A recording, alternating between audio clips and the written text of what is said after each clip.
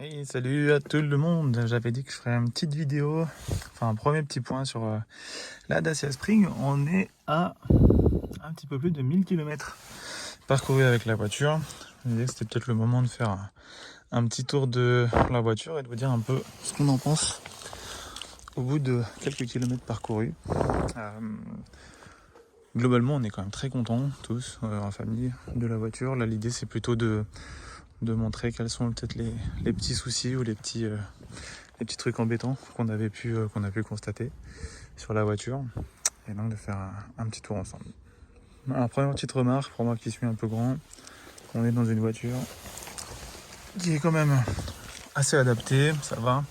Il y a quelques petits points noirs que je vois à l'utilisation, c'est pour quelqu'un, alors moi quand il y a les enfants derrière, c'est d'une d'avoir la clé un peu dans le genou là. Ça j'avoue que c'est embêtant, j'ai un peu peur même de la casser certaines fois. Donc on verra dans l'avenir.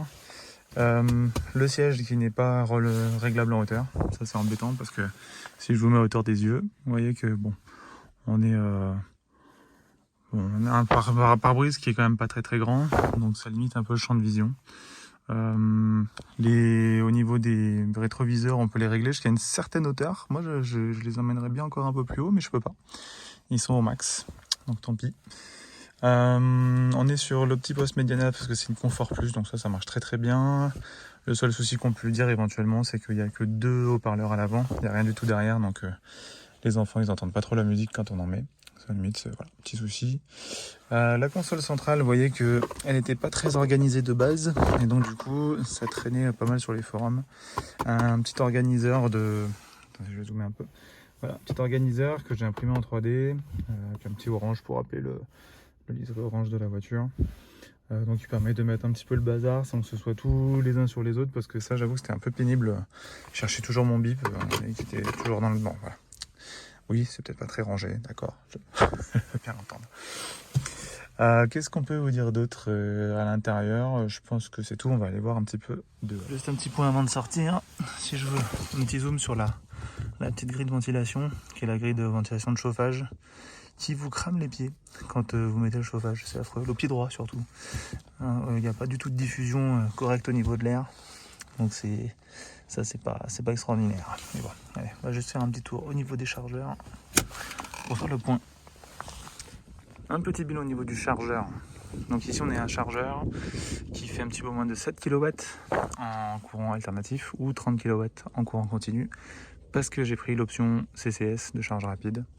Donc si vous n'avez pas pris cette option, vous n'aurez pas cette vous n'aurez pas cette prise là qui est une prise de courant continu, et vous n'aurez que la prise type 2 qui elle fonctionne en courant alternatif.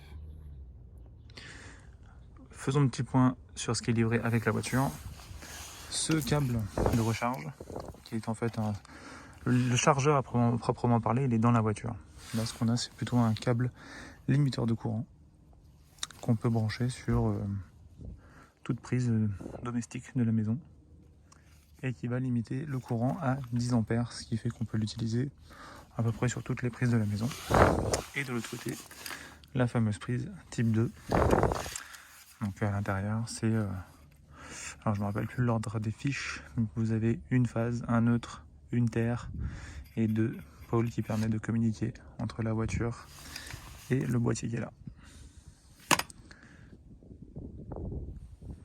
L'avantage de ce petit boîtier là, je disais, c'est de pouvoir se brancher sur une prise domestique classique, et le fait que ce soit limité à du 10 ampères fait que vraiment on peut l'utiliser. On n'a pas besoin d'installer une prise particulière pour ça.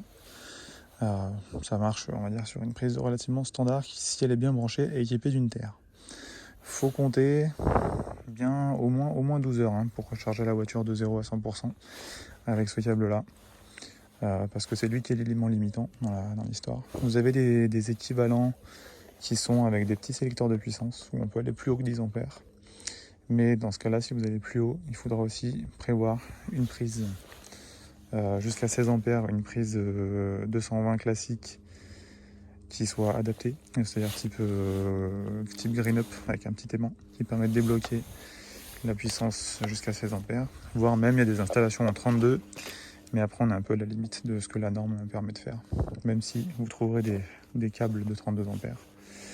Et la voiture va encaisser 32 ampères, elle va jusqu'à 32. Mais bon, Après, en installation domestique, c'est un peu limite en termes de normes électriques. Voilà pour ce câble-là. Après, j'avais commandé le câble type 2 pour la voiture aussi, qui lui est par contre, donc il était vendu assez cher. Vous en trouverez dans la description d'ailleurs un équivalent de celui-là beaucoup moins cher parce que c'est un câble qui est monophasé. Si vous regardez bien, vous avez que des contacteurs dans les 3 et pas dans les 2 qui sont en dessous. Pourquoi monophasé? Parce que le chargeur de la voiture, lui aussi, il est monophasé. Donc ça sert à rien d'avoir un câble triphasé quand votre chargeur est en mono. Ce câble-là, je crois qu'il est vendu 250 € en option avec la voiture. Il permet de se brancher sur les différentes bornes que vous pouvez trouver en grand public et qui ne sont pas pré-câblées. Parce que certaines bornes sont pré-câblées. Là, pour charger la voiture complètement, comptez de mémoire 6-7 heures, enfin que je corrige si jamais c'est pas ça. Donc là, on peut monter jusqu'à 32 ampères. Ça doit être moins que autour de 5 heures. Bon, je revérifierai, je vous mettrai ça dans la description et en correctif en bas de la vidéo si je me suis trompé.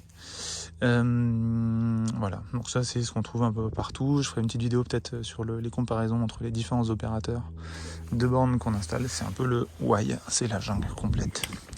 Et pour terminer, du coup, notre CCS, là pour le coup vous n'avez pas de câble CCS à proprement parler, puisque le câble il sera forcément sur la borne, il sera forcément attaché à la borne. Et donc là, vous avez des bornes de plein de puissances différentes. Il faut savoir que lui, il va encaisser jusqu'à 30 kW au niveau du chargeur. Et donc là, vous avez une recharge complète en 1 heure, grosso modo. Donc, ce qui est très pratique, mais par contre, ça coûte cher à la recharge. Globalement, on se rapproche presque du coût d'une voiture d'essence, quoi, à ce rythme-là. Donc voilà pour le côté un peu chargeur. Il y avait pas mal de remarques sur ces petits pneus un peu exotiques qu'on connaît pas trop chez nous. J'ai pu rouler un petit peu partout, tant. J'ai pas eu franchement de soucis particuliers avec. La tenue de route est bonne. Voilà. Bon, c'est une voiture qui, quand elle prend le vent, vous le sentez passer. Globalement, c'est pas une voiture qui est faite pour faire du 130 en permanence, même si elle y arrive sans souci. Vous pourrez monter à 130 sur l'autoroute. C'est juste que c'est pas hyper agréable de le faire avec. Un truc par contre qui est très chiant, ça il faut absolument que je le change assez rapidement, c'est l'essuie-glace d'origine qui est vraiment pourri. On peut le dire ça comme ça. Donc j'ai d'autres des refs de remplacement, c'est avec un espèce d'arceau en J là. Donc il y avait des références chez Bosch. Très bien, j'en mettrai dans la description aussi. Ça c'est le prochain truc qu'il faut absolument que je change parce que ça étale plus l'eau que ça ne l'enlève. C'est nul. Clairement. Je continue. Qu'est-ce que je voulais vous dire d'autre aussi? Ah oui, au niveau du coffre. Le coffre, bon, désolé, il est bien plein. Il y a encore plein de choses à l'intérieur. Le reproche que je lui fais, c'est qu'il n'y a aucun éclairage à l'intérieur. Donc quand vous faites vos courses et que vous rentrez le soir, et ben vous voyez rien. Et c'est très très pénible. Donc ça c'est pareil, j'ai pris un petit cordon de LED sur pile. Là, je ferai ça dans une autre vidéo aussi. Je vous montrerai. Je pense que je vais l'installer sous la plage arrière, ou au fond, ou sur les côtés, je sais pas encore. Mais on y met quand même pas mal de choses dans le coffre. De ce côté-là, franchement, c'est pas une Twingo. On a plus de place. Bon, bref. Voilà. Que dire d'autre aussi dans le positif?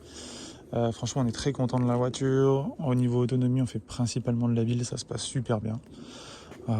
J'avais peur de devoir recharger tous les 4 matins, mais grosso modo, je fais quasiment une semaine en ayant fait une charge complète dans le week-end. Donc si je commence la semaine à 100%, je tiens jusqu'au week-end d'après. Donc après, on prend des habitudes différentes. L'idée, c'est quand on va en ville, l'avantage par ici, c'est que le parking est gratuit quand on se met sur un rechargeur. Donc du coup, on peut rester 2-3 heures en charge en ville à 7 kW. Ça charge une bonne partie, on va dire, de la voiture. Et ça permet de commencer la semaine. Alors après, on roule pas énorme non plus. Mais voilà, on est quand même très très content de cet achat. On l'a pris en LOA, mais on verra au bout de 3 ans. J'imagine qu'il y aura quand même pas mal d'évolutions au niveau des batteries, au niveau des voitures électriques.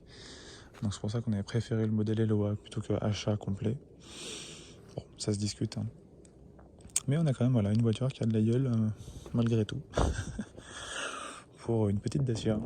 Voilà, je vous dis à bientôt. Et je ferai peut-être, voilà, je pense que la prochaine fois, on va essayer de regarder un peu tous les opérateurs de recharge et de voir un peu comment on peut comparer et s'en sortir, parce que c'est vraiment la jungle là-dedans. Allez, à toutes, bye.